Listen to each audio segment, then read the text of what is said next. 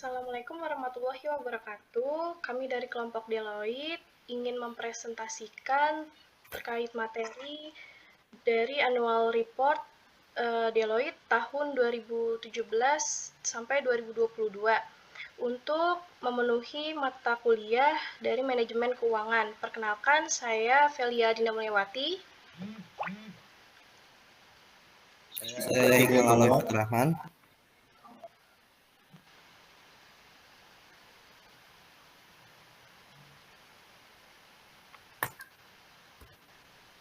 Coba deh next.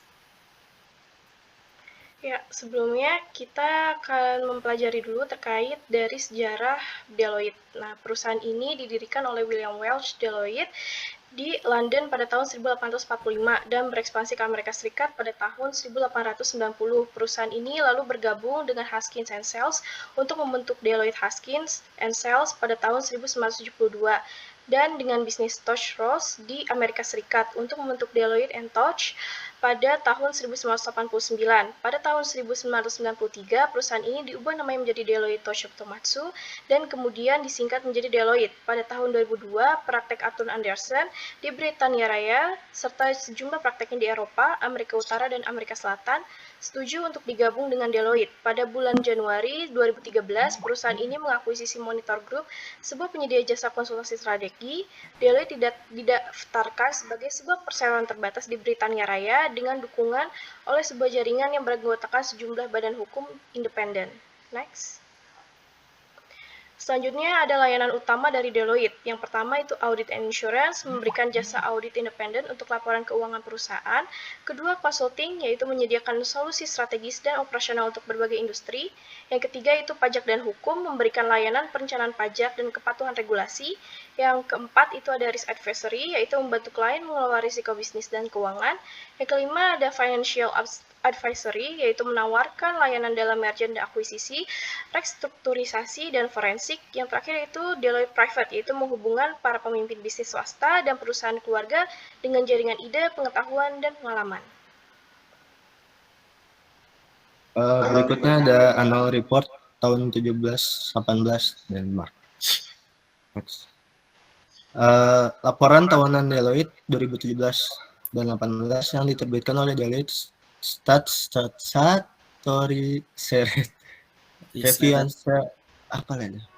merinci pencapaian strategi dan kinerja keuangan perusahaan untuk fiskal tersebut. Deloitte dengan kehadiran di lebih dari 10 negara dan tenaga kerja lebih dari 35.000 orang menekankan komitmen untuk membuat dampak dan Deloitte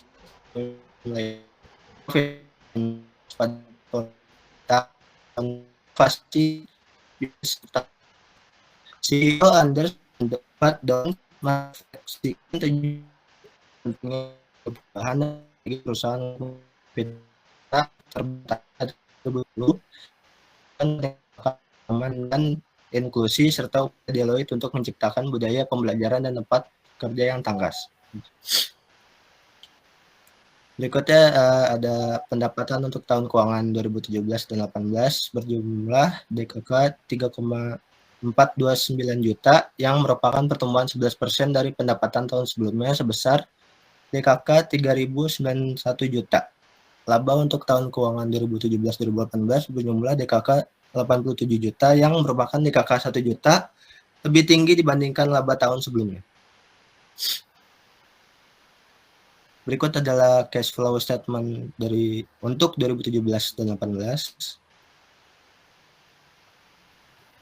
Fokus Deloitte on diversity and inclusion. Fokus Deloitte pada keragaman dan inklusi telah secara signifikan meningkatkan budaya tempat kerja dan kepuasan karyawan mereka. Perusahaan telah menerapkan serangkaian inisiatif yang bertujuan untuk menciptakan lingkungan kerja yang lebih beragam dan inklusif, yang telah diterima dengan baik oleh karyawan. Inisiatif ini termasuk 1, 2, 3 Attract, Work Agility, dan Happy Parents, yang masing-masing dirancang untuk menarik dan mempertahankan talenta perempuan, menciptakan budaya kerja yang fleksibel, dan mendukung orang tua yang bekerja. Inisiatif 1, 2, 3 Attract ini telah menunjukkan efek positif dengan mahasiswa bisnis perempuan menemukan Deloitte lebih menarik pada tahun 2018 dibandingkan dengan tahun 2017. Ini menunjukkan bahwa upaya Deloitte untuk melibatkan talenta perempuan melalui media sosial dan acara khusus perempuan efektif. Inisiatif Work Agility telah meningkatkan transparansi seputar opsi kerja fleksibel, memungkinkan karyawan untuk membeli hari libur tambahan dan mengambil cuti yang diperpanjang. Hal ini telah berkontribusi pada budaya kerja yang fleksibel, yang dihargai oleh karyawan karena memungkinkan mereka untuk menyeimbangkan kehidupan kerja dan pribadi dengan lebih baik.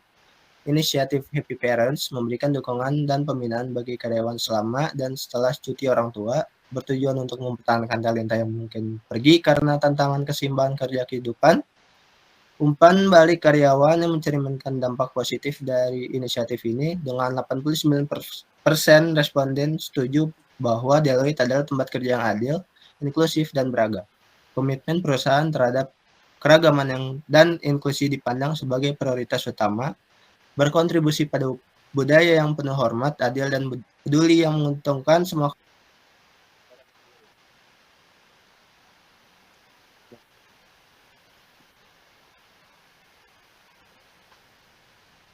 Annual Report tahun 18 dan 19, 2018-2019. Laporan tahunan 2018-2019 untuk Deloitte hari ini melaporkan pendapatan agregat perusahaan anggota sebesar 46,2 miliar dolar untuk tahun fiskal yang berakhir pada 21 Juni 2019. Ini merupakan peningkatan pendapatan sebesar 9,4% dalam mata uang lokal dan peningkatan sebesar US 3 miliar dolar dibandingkan tahun lalu. Deloitte Denmark yang disusun sesuai dengan Undang-Undang Laporan Keuangan Denmark menguraikan komitmen perusahaan terhadap keberlanjutan pertumbuhan dan inovasi. Laporan tersebut memiliki dampak dari berbagai sektor, termasuk transformasi digital industri pelayaran melalui pembentukan Digital Container Shipping Association atau DCSA. Peran Deloitte dalam mendorong kolaborasi di antara perusahaan pelayaran besar untuk menstandarisasi proses dan meningkatkan efisiensi merupakan sorotan penting. Kinerja keuangan perusahaan kuat dengan pertumbuhan organik 10% dalam pendapatan dibandingkan tahun sebelumnya, mencapai BPK 3,7 miliar. Semua unit bisnis mengalami pertumbuhan signifikan kecuali audit dan assurance, yang telah menjalani transformasi untuk memenuhi tuntutan regulasi dan kualitas yang lebih tinggi.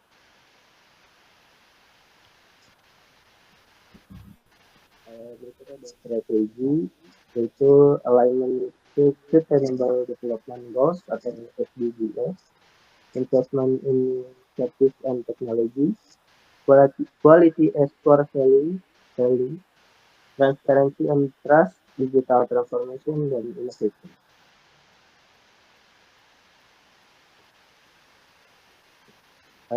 Berikutnya ada acquisition and partnership, focus on talent diversity, global integration, responsible business practice, social impact strategy, support for education and skill development. Lalu Digital Container Shipping Association (DCSA) telah secara signifikan mempengaruhi peningkatan industri pengiriman kontainer terhadap digitalisasi dengan menyatukan 5 perusahaan dan pengangkutan kontainer besar di dunia untuk secara kolaboratif mengatasi tantangan digitalisasi industri. Deloitte memainkan peran penting dalam pembentukan DCSA dengan mendorong netralitas kolaborasi dan menantang pelaku industri dalam hal strategi dan teknologi. DCSA bertujuan untuk menstandarisasi proses dan membawa industri ke era digital, mengundang semua perusahaan angkutan laut untuk bergabung. Asosiasi ini dengan cepat mendapatkan daya tarik dengan anggota tambahan bergabung dan meningkatkan representasi pasar mereka menjadi lebih dari 70% sejak peluncurannya. Yaitu pendapat Keuangan 2018 dan 2019 berjumlah 3.732 juta dibandingkan dengan 3.429 juta untuk tahun 2017 atau 2018. Pertumbuhan organik pendapatan disesuaikan untuk akuisisi dan pelepasan mencapai 10%. Lalu di sini ada annual report tahun 2019-2020 Denmark. Laporan tahun 2019-2020, Deloitte Denmark menguraikan arah strategi perusahaan, kinerja keuangan, dan dampak sosial. CEO Anders Dons menekankan kepemimpinan yang tangguh dalam menghadapi pandemi COVID-19, menyoroti respon tangkas Deloitte dalam mendukung klien, karyawan, dan masyarakat. Laporan tersebut merinci model bisnis Deloitte yang mencakup 5 bidang layanan: audit and assurance, consulting, risk advisory, pajak dan hukum, dan financial advisory. Strategi ambisi fiscal year 23, perusahaan berfokus pada menghubungkan untuk dampak keberagaman kepemikiran dan investasi untuk masa depan. Komitmen Deloitte terhadap bisnis yang bertanggung jawab terlihat dalam standar etika keamanan informasi dan kebijakan hak asasi manusia. Perusahaan telah membuat kemajuan dalam keragaman gender dengan tujuan meningkatkan representasi perempuan di tingkat senior. Agenda talent didorong oleh 3 area fokus strategis: rasa hormat dan inklusi, kepemimpinan, serta penarikan dan pengembangan talenta. Laporan tersebut membahas upaya keberlanjutan termasuk pengurangan emisi karbon dan dukungan terhadap tujuan pembangunan keberlanjutan (PBB). Deloitte Denmark telah memperluas penawaran strategi iklimnya dan memperkenalkan kebijakan lokal untuk mengurangi jejak karbon. Perusahaan bertujuan untuk mencapai emisi nol bersih pada tahun 2030 dan telah mengurangi limbah plastik secara signifikan. Secara sosial, Deloitte memiliki sejarah mendukung masyarakat melalui inisiatif Workplace yang bertujuan untuk memberikan dampak positif pada 50 juta orang pada tahun 2030. Inisiatif Small Great Nations memfasilitasi dialog tentang tantangan dan peluang Denmark, dan perusahaan memberi saran kepada pemerintah tentang efek ekonomi dan reformasi iklim. Secara finansial, meskipun terjadi penurunan pendapatan sebesar 4% akibat COVID-19 dan pengurangan layanan konsultasi pemerintah, pertumbuhan pro forma Deloitte adalah 8%. Dari sini ada financial highlight dari Deloitte serta revenue by business unitnya. Angka-angka ini menunjukkan tahun yang menantang bagi Deloitte Denmark dengan penurunan pendapatan dan laba.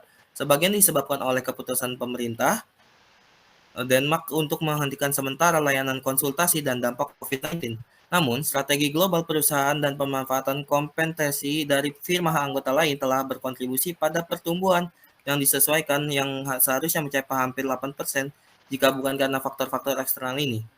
Bisa kita lihat di sini mengalami penurunan dari tahun sebelumnya, tetapi juga ada peningkatan di beberapa sektornya.